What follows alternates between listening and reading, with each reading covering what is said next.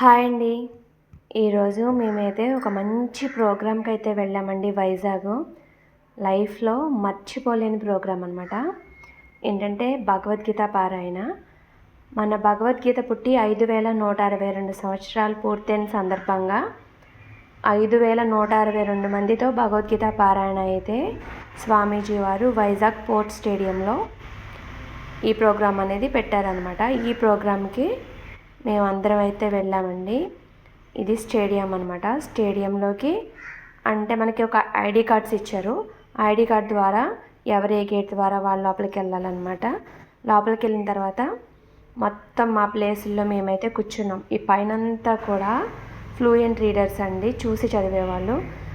మధ్యలో కూర్చున్న వాళ్ళందరూ కూడా గోల్డ్ మెడల్ తీసుకున్నారనమాట. గ్రీన్ శారీ, మాదంతా కూడా ఆరెంజ్ అండ్ ఈ కలర్ అనమాట, ఆరెంజ్ కలరు. మేమంతా కూడా ఫ్లూయెంట్ రీడర్స్ అనమాట. కాకపోతే ఏంటంటే మా టీచర్ గారు వస్తారనుకున్నామండి. మా టీచర్ గారికి ఒంట్లో బాగాకి రాలేదనమాట. మిగతా వాళ్ళం మేమందరం కొంచెం మంది మిస్ అయ్యారు. మిగతా వాళ్ళమంతే అటెండ్ అయ్యాము.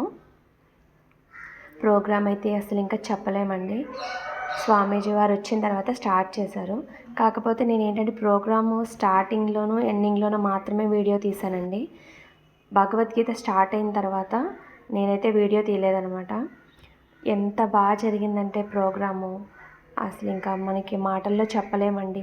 ఒకళ్ళిద్దరు భగవద్గీత చదివితేనే ఎలా ఉంటుందో మనకు తెలుసు. అటువంటిది 5,000 మంది, 5,162 అనేది ఒక నెంబర్ మాత్రమేనండి. ఆ నెంబర్ కంటే ఎక్కువ అయితే ఉంటారు కానీ తక్కువ అయితే లేరు. దగ్గరగా ఒక 6,000 మంది అయితే పారాయణ చేశారు. వీళ్ళందరూ కూడా గోల్డ్ మెడల్ తీసుకున్న వాళ్ళు అనమాట. ప్రోగ్రామ్ అంతా అయిపోయిన తర్వాత స్వామీజీ వారు ఏంటంటే గీతామాతకి హారతి అయితే ఇప్పించారండి. మాకందరికీ ఒక బల్బులు అంటే ఎలక్ట్రికల్ బల్బులు లాంటివి ఇచ్చారనమాట.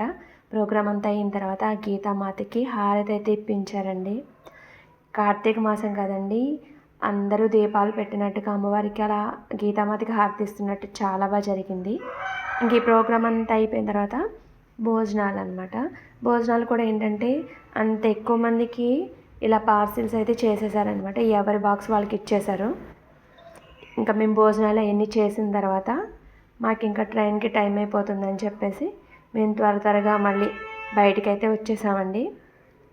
ఇంకా ఫ్రెండ్స్ అందరం కలిసి కొన్ని ఫొటోస్ వీడియోస్ అయితే తీసుకున్నాము. ఈ ప్రోగ్రామ్ అయితే లైఫ్లో మర్చిపోలేమన్నమాట. చాలా బాగా జరిగింది. జై గురుదత్త, శ్రీ గురుదత్త.